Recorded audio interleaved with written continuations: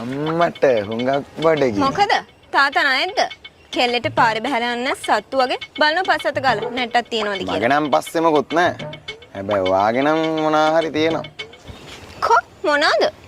මගේ අවධානය.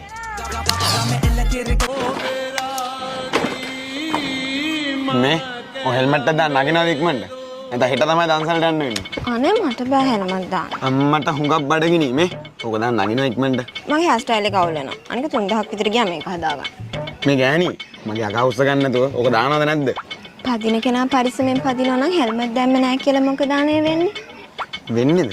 උඹලගේ තාත්තා ඒ කාලේ පරිස්සමෙන් වාහනේ පැත්තට හෙල්මට් දාපු නැති නිසා තමයි තෝ වගේ එකක් හම්බෙලා තියෙන්නේ. නාගනින් ඕක. රොල්ලපු ගෙදර සුමරාක්කගේ දුව දාලා තියෙන්නේ. ඔව් තෙල්ලි. ඔව්නේ. බලන්නකෝ. දෙක. ඔව් හොඳයි. ඔයාලට මීමයක් තේරෙන්නේ නැද්ද?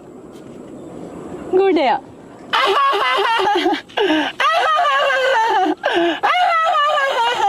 ඇත්තද?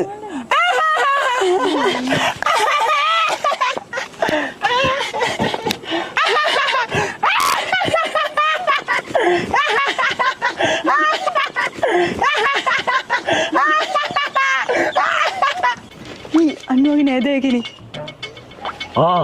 ඌමයි බබා. කාලෙකින් දැක්කේ හැබැයි. ඒ කෙනවත් එක පිළිගන්නවා.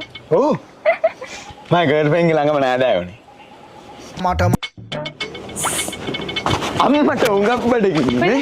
රුපියල් 200ක් දෙනවා. ඒ මොකටද?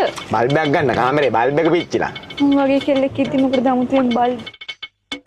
ඩග්ගෙක් ගැහුවම පත් වෙන එක නෙමෙයි ඕනේ. ස්විච් එක දැම්මම පත් වෙන එක.